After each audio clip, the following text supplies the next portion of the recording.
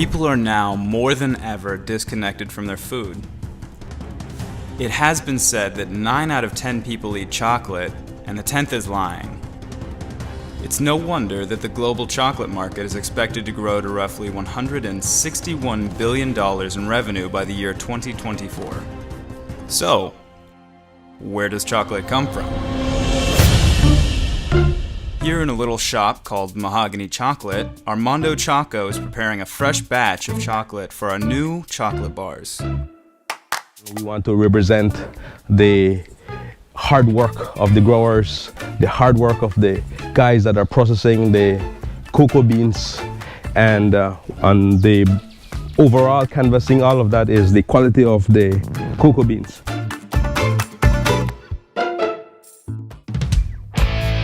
Since it was discovered in Central America over 3,000 years ago, the popularity of chocolate the world over has skyrocketed.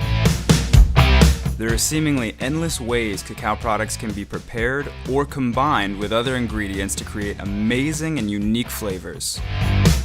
For our chocolate bar, we use only the best fine flavor organic cocoa beans that are produced by our farmers and for which we centralize on our own, because we can be guaranteed the quality, the flavor profiles will be of high standards, and the selection process will be of high standards.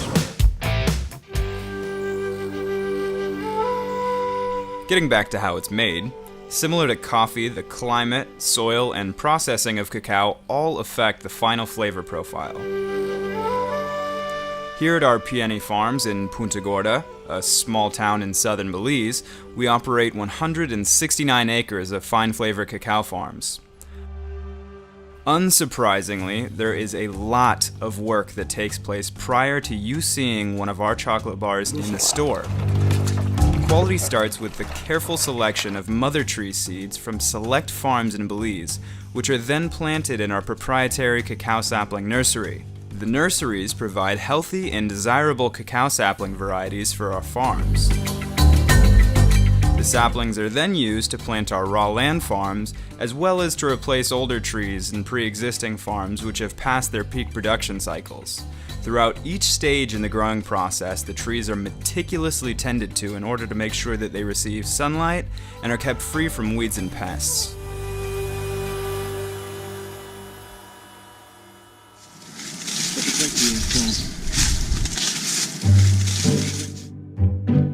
At 3 to 4 years old, the trees will produce their first small crop. They must be individually pruned and harvested by hand, one pod at a time. At the moment, we have 45,000 cacao trees on our farms. An experienced farmer can collect roughly 1,000 pods per day. At temperatures of around 30 to 35 degrees Celsius and humidity of around 90%, to say this is hard work would be a massive understatement.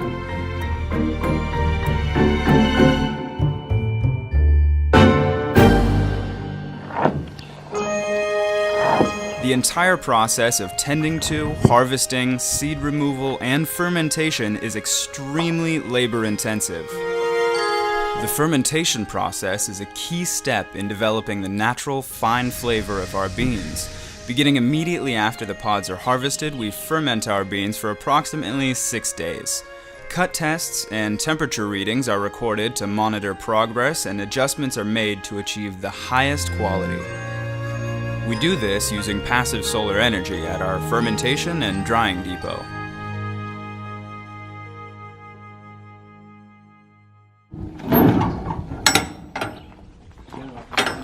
From here, the fermented and dried beans are packaged and shipped to locations around Europe and Asia.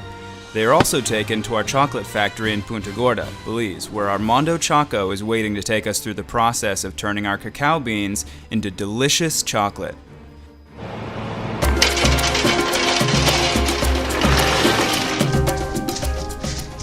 At the fermented and dried stage, the beans still don't taste like what we know as chocolate.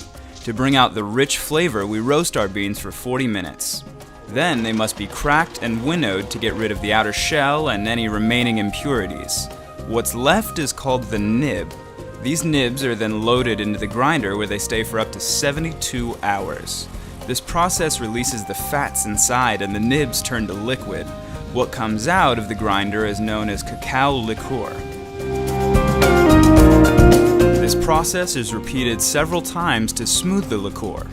This liqueur is what actually gets mixed with sugar and other ingredients to create an endless variety of delicious dark chocolate treats.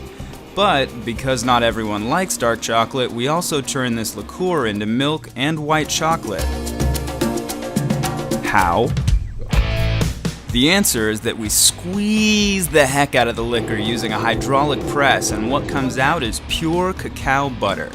With the cacao butter separated, it can be mixed with the liqueur, milk, and sugar to create milk chocolate, or white chocolate by excluding the liqueur. When we extract the butter, we are left with the cacao solids, which we then pulverize to create powder to make chocolate drinks or to use in pastries.